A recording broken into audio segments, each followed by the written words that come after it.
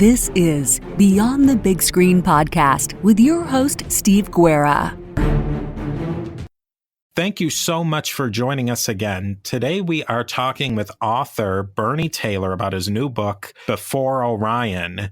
Bernie Taylor is an independent naturalist and author. Before Orion, Finding the Face of the Hero of 2017, and Biological Time, published in 2004. His research explores the mythological connections and biological knowledge among prehistoric, indigenous, and ancient peoples. We will be discussing how the hero's journey will be used in popular culture and in films, especially in the movie Star Wars. Thank you so much for joining us today, Bernie. Well, Stephen, thanks for having me on the show. And I believe that this story of this hero's journey is one that we all travel on. Now, Bernie, can you just tell us a little bit about yourself, your background? Sure. I'll kind of tell you how I fell into this. I wrote the previous book, Biological Time, which was about how plants and animals know when to do things. How does a salmon know when to migrate up the river? How the salmon know to come together to spawn? How do geese know when to migrate, and so on? It was a book about biological clocks. And then I asked myself the question, well, someone must have known this before. And so I looked at hunter-gatherers, and in fact, they have it in their calendars, as well as ancient peoples from the Mediterranean. The biological clocks was how they found their food because they didn't have Costco's, the niceties that we have in our modern time. And when I was working on that, there was an image from Lascaux, which is a cave in France from about 17,000 years ago. And this image is of a megaloceros. And a megaloceros is like a huge elk. But just bigger, and a bigger rack and all that sort of stuff. And this megaloceros is blowing out steam. So we can tell by that it has this huge rack. It's in the fall. It's rutting condition. And it's blowing the steam out. It's in the morning. So we can kind of have a lot about time and place in that. And under that megaloceros with the blowing out the steam, it's got 13 dots.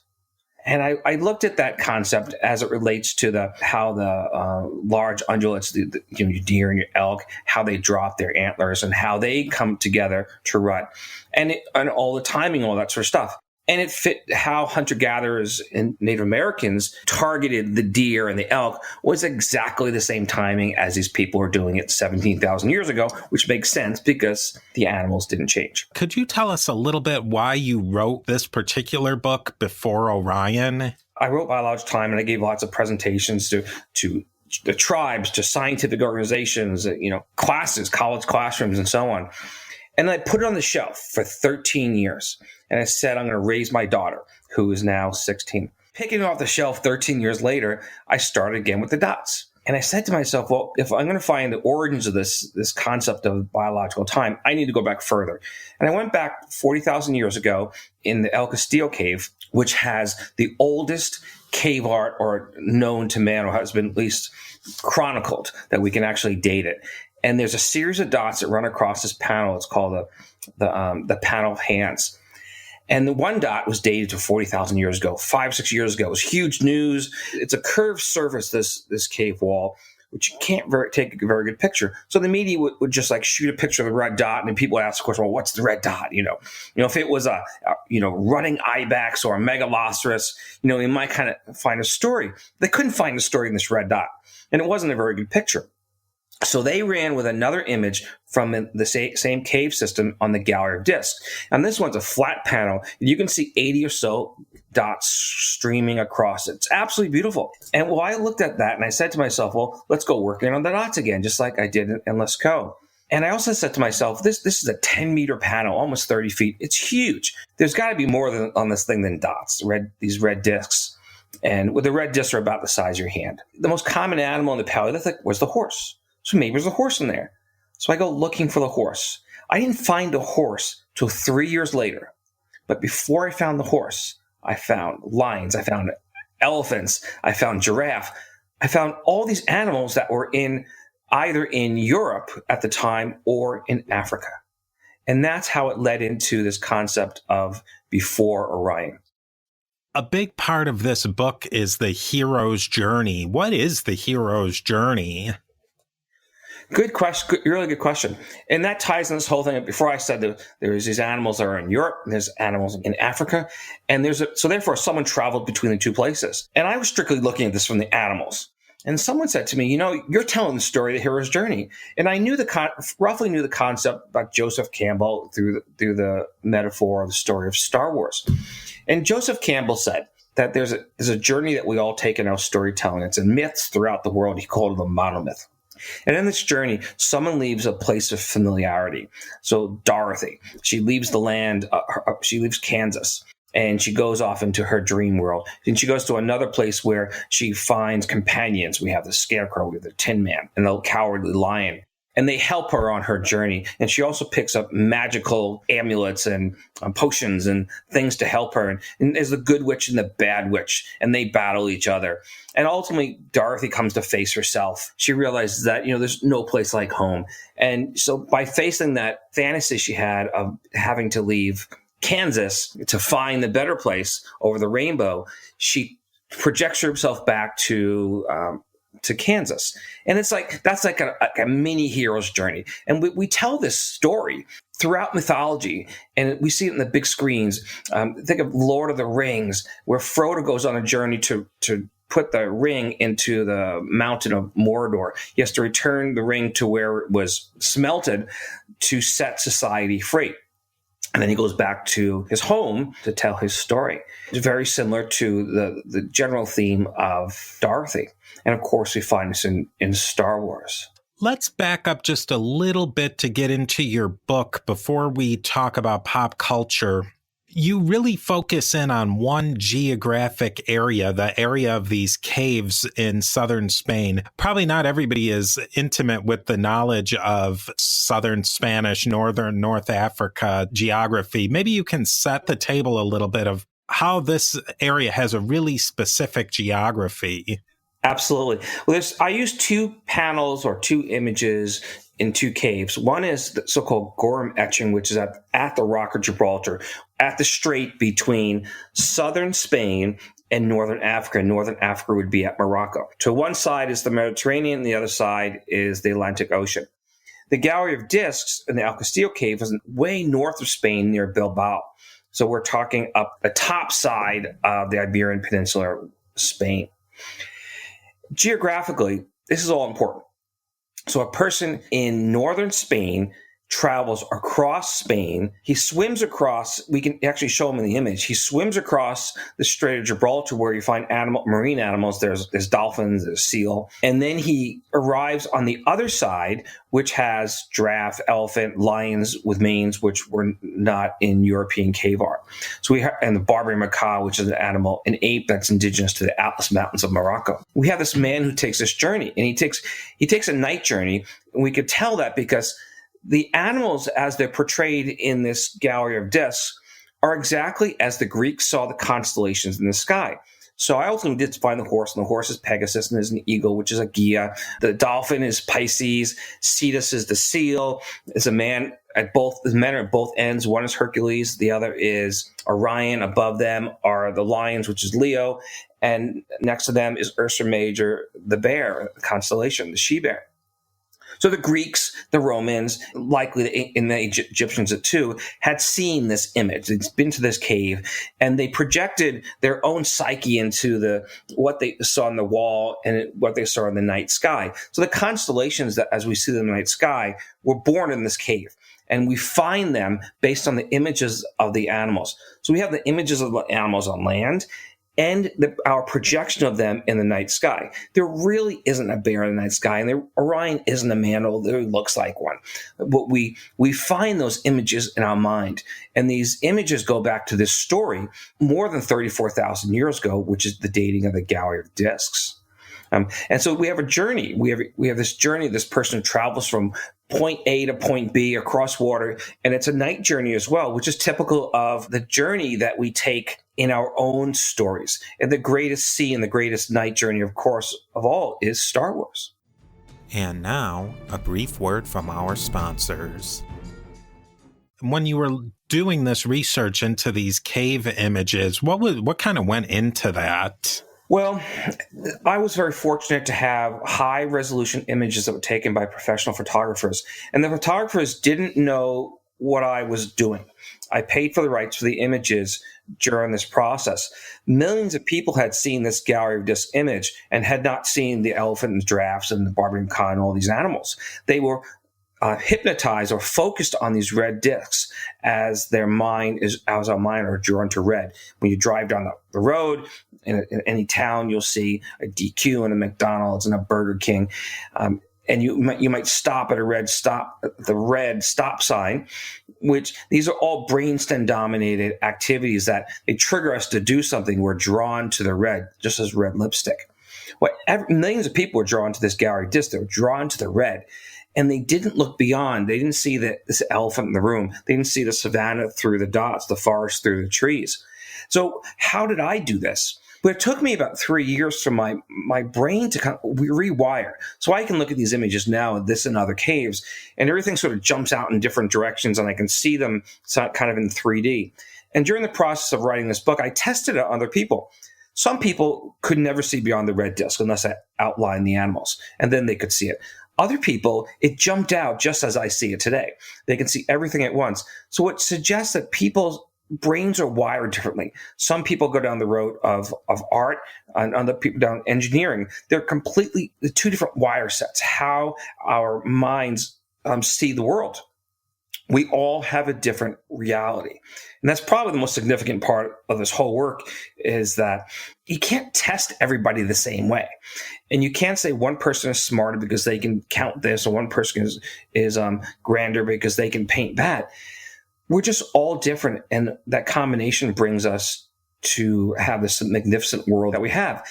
And it's the Steven Spielbergs and the George Lucases of the world that kind of synthesize all these things together. They bring in tech people from different directions, and animators and graphics people that capture all these parts of humanity and bring it onto the big screen, or now, of course, streaming on our little screens at the moment. What is the academic consensus on this? Has the scholarship mirrored your theory? Well, I'm out 3 months on this book now, actually about 4 months, and I can see who's liking, loving it, sharing, and everything else on social media, and it's a who's who. I gave a presentation at a university just a few weeks ago for an anthropology class, and it was a Franco study, so it's the anthropology of Western North Africa, Morocco, Greater Sahara region. It's taken off. This came out of left field. No one was expecting this. And the reason no one was expecting this is no one believed it could be possible that we could have these images in these caves, because everybody was focused on the red discs. But Joseph Campbell thought it was there. And Joseph Campbell looked through the literature. He looked for the hero's journey, these characters in these Paleolithic caves. But he didn't have the HD resolution images that we have to look at, that professional photographers have taken. He was drawing on the research of other people that said that this cave shows this, and that, and doesn't show anything else. If Joseph Campbell had heard that there was an elephant in this cave, an African elephant, there was a swimmer, and there was a giraffe, he would have been on it right away. What Joseph Campbell did, he recognized through the literature that caves would have a section with male animals, another section with female animals, and it was fairly constant within the caves in the same region. So he and other people had said that it's a ritual, and he really wanted to find that hero's journey in there. And I wish he could be here today, because he could see the story that he was looking for, the story that's within us all.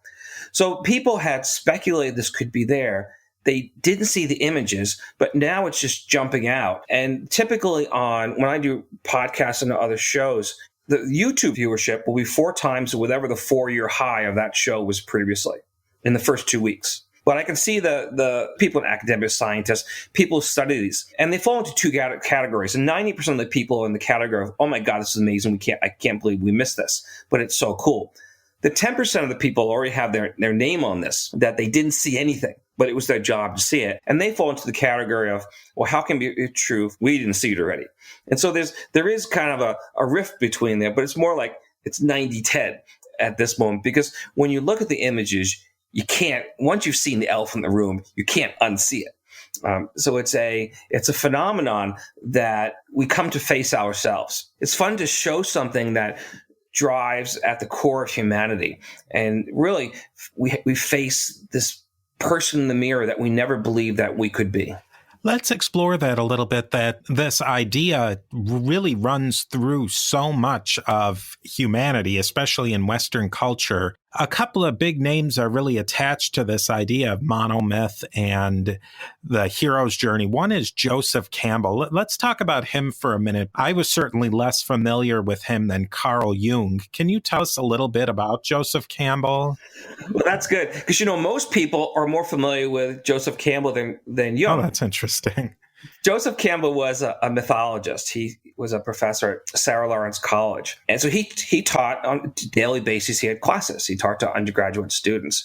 And near to his death, he did an interview with Bill Moyer's The Power of Myth, that became famous after his death. But before his death, he died, he wrote this book called The Hero of a Thousand Faces. Most people under the age of 25, or between, let's say, 15 and 25, know Joseph Campbell more than Jung, because high schools use these archetypes, these characters, the hero, the teacher and the apprentice, the damsel in distress, the trickster, and they study literature with this framework that Joseph Campbell provided.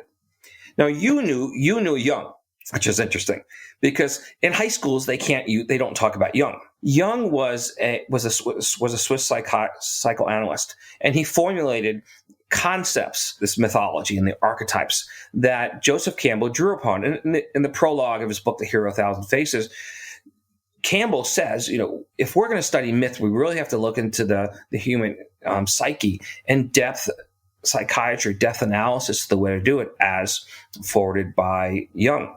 Much of his work came to him in dreams. And he also analyzed patients and drew common mythology from them and archetypes. And he also had a friend that he called Philemon. Philemon was an avianoid, a bird man. And he says that Philemon spoke to him, and they conversed, the two. And through the communication, they came up with many of the ideas that we have in modern psychiatry. So you think of Myers-Briggs tests. Myers-Briggs test the fundamental pieces of that came from Jung, who was talking to Philemon. Joseph Campbell develops the hero's journey, this monomyth, based on the work of Carl Jung, who's talking to Philemon, a birdman. For people over the age of 25, we've heard of Jung, and we've woven that into our culture, especially for people, spiritually oriented people who are, I'm not sure if dreamers is the right word, but people who look inside themselves. It's fascinating that we can put Joseph Campbell out there, and we can put Myers-Briggs tests out there in the business place, but we generally don't tie them to Jung, because he has this more fantastical past that is absolutely wonderful to learn about, but it just doesn't play well in mainstream society. All right. Well, now that I've shown that I'm a man of a certain age. Oh, you're over 25. Yeah. Otherwise, you would have known Joseph Campbell. Let's talk a little bit about who are some of the ancient historical and literary characters who fit this monomyth or hero's journey. Is there a way to show that this has transmitted thousands of years back? Absolutely. The most common story they use now in high school is the Odyssey, Odysseus. And it's after the Trojan War. It takes about 10 years for Odysseus to find his way back home to his wife, Penelope. And he meets different characters on the way. And one of them is the Cyclops. One of the images in this Paleolithic cave, the character to the north is where the constellation Hercules is. It's a one-eyed man. He's holding an egg. It's an eagle's egg, but it kind of looks like a boulder, a rock, which is the same character as the Cyclops throws rocks at Odysseus and his ship. There's many of the Greek constellations are found within this image. So Zeus transforms himself into Aegea, the eagle, to fly down to Earth to pick up the boy who's depicted in this image to be his cupbearer. The Greeks saw this, and they took different images from it to create many different stories. And of course, Orion and Hercules have their own epics. In the Paleolithic version of this, Hercules and Orion are the same person at two different points in their journey. Hercules is the human who transforms himself through a bird to become a spiritual form. He then travels through the night sky, and at the end of his journey, on the southern end, he becomes Orion. And in the Greek mythology, the people who study these things, they compare Greek stories to stories before them, and they say, in that story, in the Sumerian story, Orion and Hercules are the same, but in the Greeks, they split them apart. So this concept had been seen before. We're looking now at the Paleolithic caves, but the Paleolithic caves at El Castillo and the Guerra etching, these are 34,000 years ago. This is the source of all the stories from around the world. It's a time capsule of who we are and the culture from what we. Escape your everyday with out-of-this-world action. From the gritty apocalypse of the Walking Dead universe to the cyberpunk realm of The Watch and the criminal underbelly of Gangs of London, AMC Plus is more than entertaining. It's epic. Feel all the chills and thrills with Shudder's halfway to Halloween month. Experience Shudder's biggest month of horror featuring a new season of Creepshow and new movie premieres every week. All available ad-free and on demand. Start your free trial today at amcplus.com. Where we come. It's interesting that you say that this is the stories from the whole world. Is there examples from other cultures outside of Europe and the Near East, Asia, that mirror this hero's journey? Absolutely. All cultures around the world have this common story of the person that goes on a journey. On that journey, they find themselves, and then they return home. And on the journey, they meet different characters. It's a common theme. And what's also common about that theme is among hunter-gatherers, so the earliest stories, they tell the stories through the night sky. But they don't always tell them through people. They more often tell them through animals. And in this Paleolithic image, many of the characters are animals as well. Because people in that earlier time were animists. They believed that the animal beings were beings just like us. They spoke to us. They listened to us. Sometimes we mated back and forth. They believed that the mountains and the seas and the rivers and the wind had spirits. They also believed that the stars and the constellations were spirits. Everything was real to them. Everything was a reality.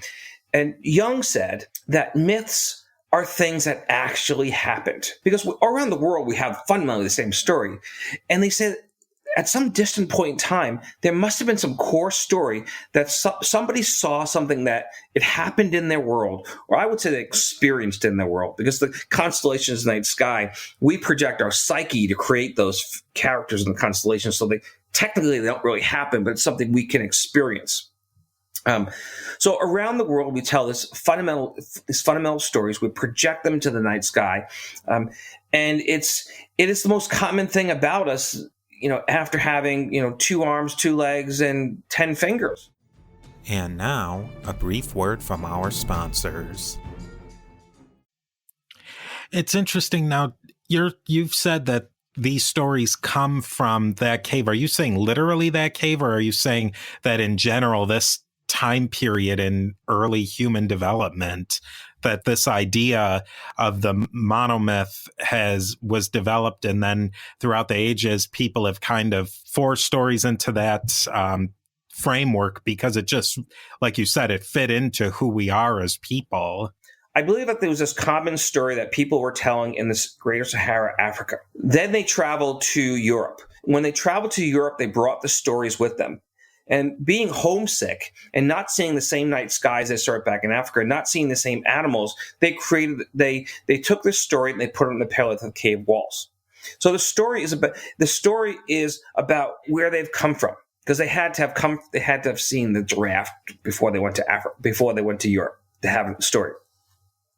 But before they put it in the cave walls, people had traveled to South Africa, they had traveled to Asia, because we tell stories before we put them onto pen or now into computers. The stories are oral for many thousands of years. Think of Native Americans, and some Native American tribes have fundamentally the same Ursa Major she-bear stories they do in the Mediterranean. So that's at least 23,000 years ago, because Native Americans came over, they're in Brangier about 23,000 years ago. They came down to the Great Plains 17,000 years ago. These stories were told orally throughout that time. What I believe happened is when people left to go to Europe, they put their stories onto the cave walls to tell their story about where they came from. Then 30,000 years later, the Egyptians, the Romans, the Phoenicians, and others saw these images in the caves, and then they found their own stories within them. So that's how you could have the Odyssey, or the Cyclops in the Odyssey, being the same character as Hercules, because two different people saw them separately. In the case of Homer, of course, Homer wrote the Odyssey, or told the Odyssey as we now know it. He never saw the images. Someone told him or shared the story of what they had seen. I also believe that there's an original story that I talk about in the book about a female elephant and the Tuareg, the Saharan people, their hero Ameriqui. I believe that story is an original story that predates the actual depiction on the cave walls. And that story is still told within the Sahara today. And I believe that the other stories that we have Hercules, and we have Orion, and we have Aegea as the eagle, and Cetus as a sea monster, and the seal. I believe that the ancients of the Mediterranean found those stories. They didn't have the pre-stories, or they had some semblance of stories, but they took these images from the cave and then told stories about them. You've given some examples of the hero's journey in a historical perspective, people like Odysseus. Are there any others that come to mind?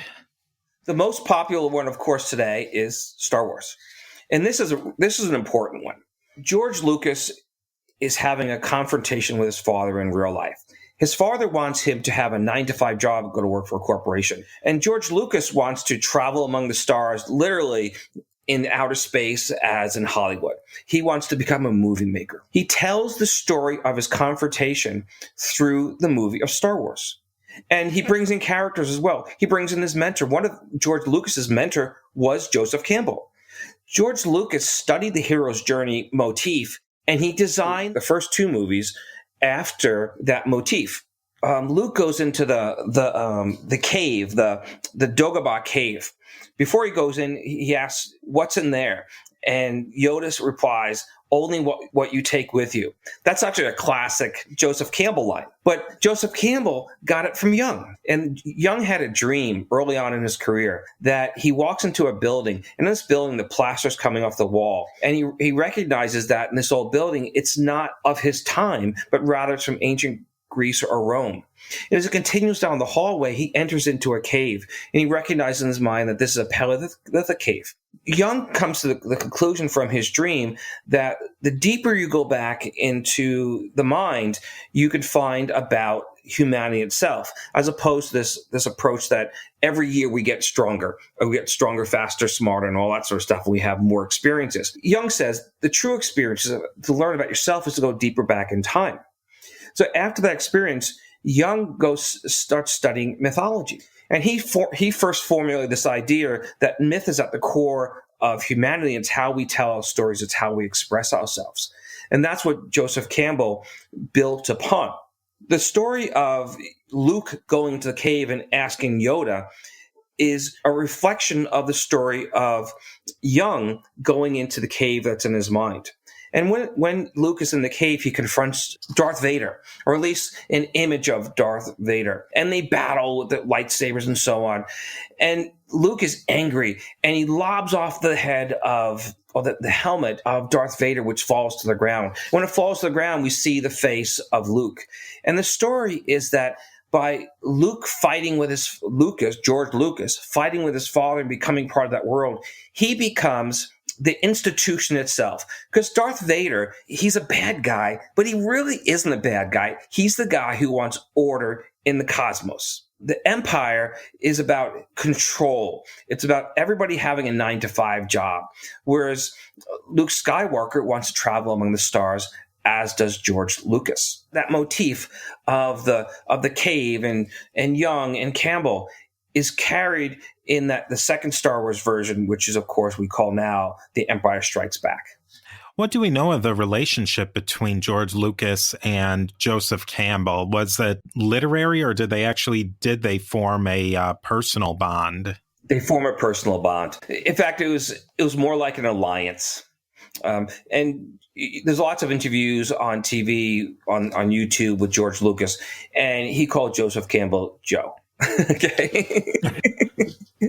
But Lucas doesn't talk about Young. But I believe that he gives the character of Young as Yoda.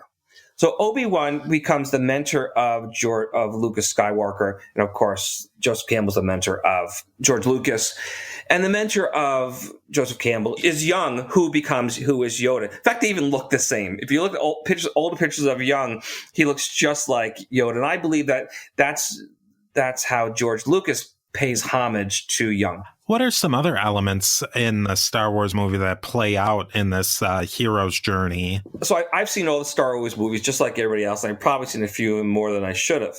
There was something missing in this. When I talked about the story of the hero's journey with Dorothy and Frodo, they ultimately face themselves in this journey, and then they go home to tell the story. Well, the problem with all these Star Wars movies was that Luke never has that moment. Think about all those movies. He never has that ultimate face himself. He seemed, 6, 7 movies ago when he disappears, he basically just flies off into space. In the most recent movie, we find that the movie before this, we find that he's deserted himself on the island to study the text and reflect on, the good and bad he's had in his life. Luke doesn't complete his hero's journey until he fights his nephew. And he actually fights it through he has his avatar on the green dirt, and you saw it, right? Yeah, yeah.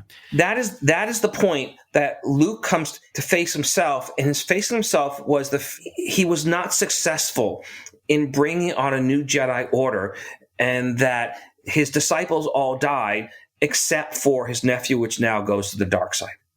Now, every kid who's taking high school Joseph Campbell hero's journey is probably like scratching their head for the last few movies saying, what's going on? He never finishes the journey. We know Joseph Campbell knows the story. Why doesn't Luke have this final confrontation? I believe that all the different writers of Star Wars, they recognized that they were missing this final link in the hero's journey. They had to conclude the life of Lucas Skywalker. And it had to be a conclusion that he faces his fears. He comes to terms with himself, which is his failure to not have become the Jedi Master. And his number one pupil goes rogue. Hero's journey, it has a cycle, and we've touched on a couple of the pieces, and it's pretty complicated. What are the main pieces in what they call the heroic cycle? Campbell, I think he had about 10 or 12 pieces in the cycle.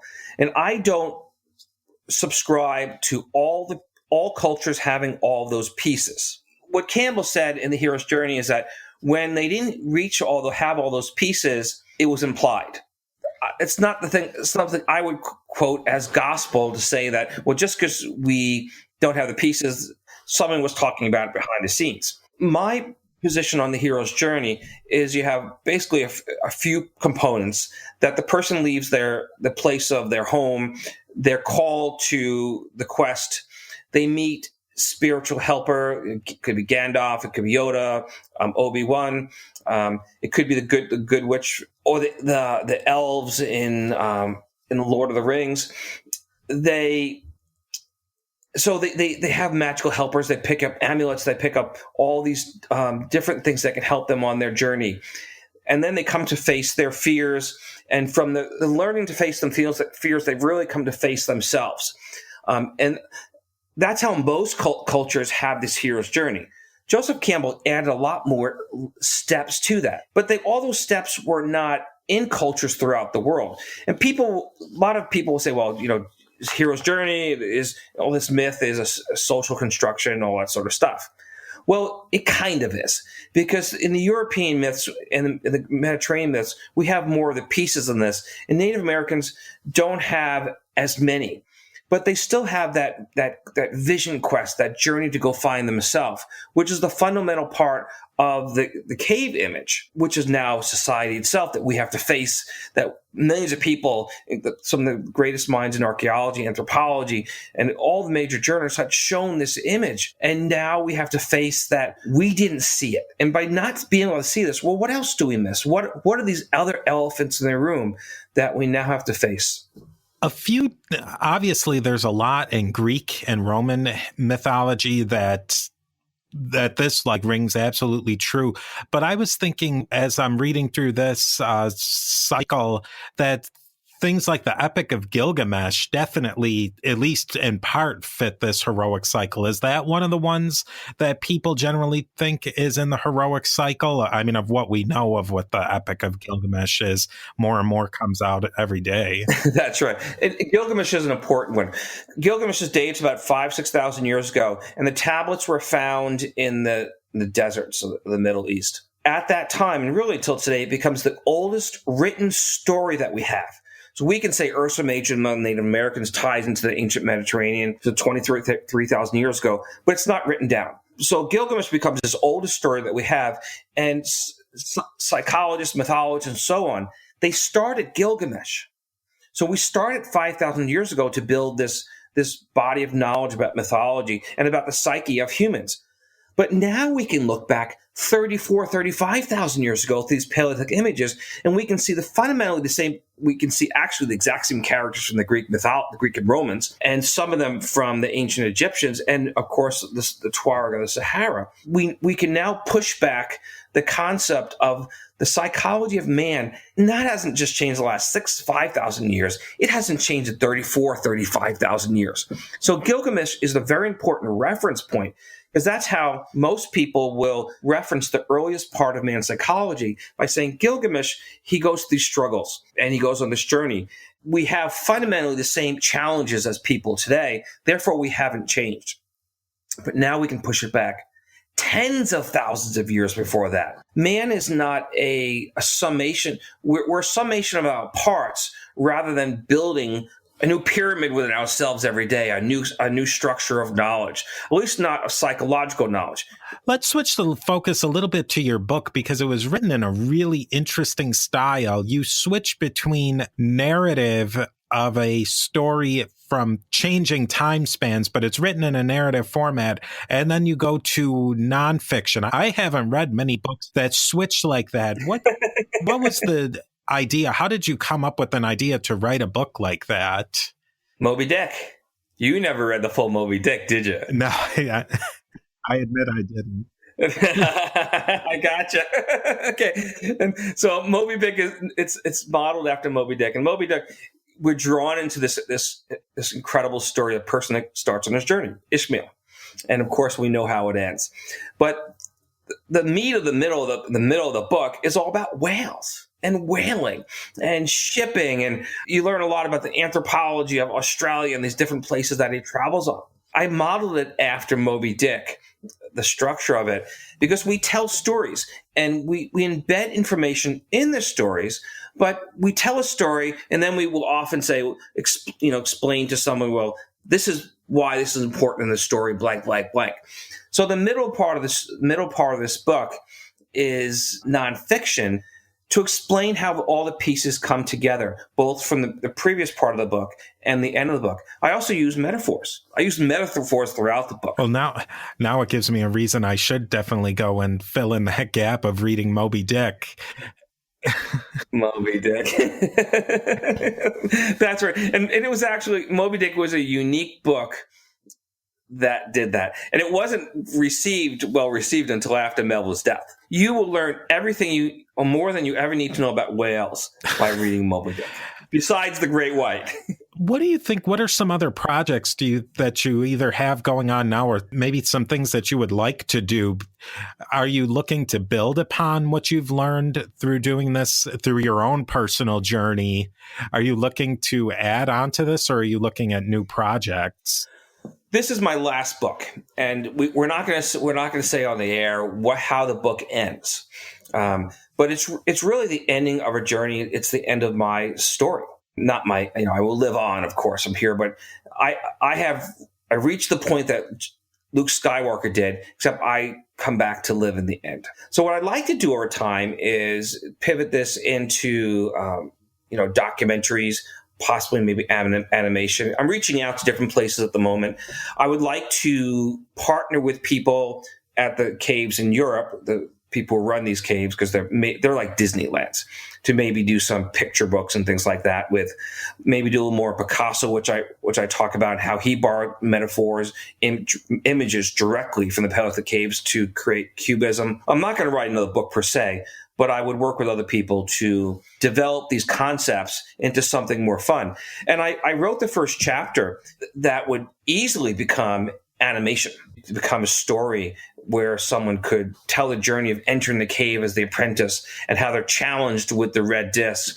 And the teacher himself for him to have a successor, he has to teach the apprentice. Same story with Luke Skywalker. And I tell this story through that first chapter of the challenges, and they both have to be successful, but the teacher can't tell the apprentice the answers, but he ultimately finds that answer within himself, just as Luke Skywalker does, and Dorothy does, and Frodo does, and all these other amazing characters in literature. So I believe that would be a great animation or Disney type of program. So if you know anybody on One Disney Road, send them my way. Well, I want to thank you so much for coming on today. I've definitely learned a lot. People should definitely go out and read this book. It's definitely a very interesting read. And I just want to say how much I appreciate you coming on, and thank you again. Stephen, thank you for having me on the show. Thank you again for listening to the Beyond the Big Screen podcast. A huge thanks goes out to Bernie Taylor, who is the author of the book Beyond Orion. Links to learn more about Bernie Taylor can be found at his website, beyondorion.com, or in the show notes. If you'd like to learn more about Beyond the Big Screen, see show notes, and connect to social media, go over to a2zhistorypage.com. There is also a Facebook group for this podcast and my other podcast, The History of the Papacy, which can be found at A2Z History Page Group. I would love to hear your questions, comments, and feedback. We can talk about movies, and I would definitely like to hear your ideas for future episodes, topics, or interesting guests. The good old-fashioned email address is steve@a2zhistorypage.com. If you like what you hear, I would really appreciate you leaving the show a rating and review on iTunes, or as it's now referred to as Apple Podcasts. Rating and reviews really help a great deal to help me know what you think about the show and how to make the show better. Apple Podcast reviews also help other people learn about the show. And as always, we will see you next time beyond the big screen.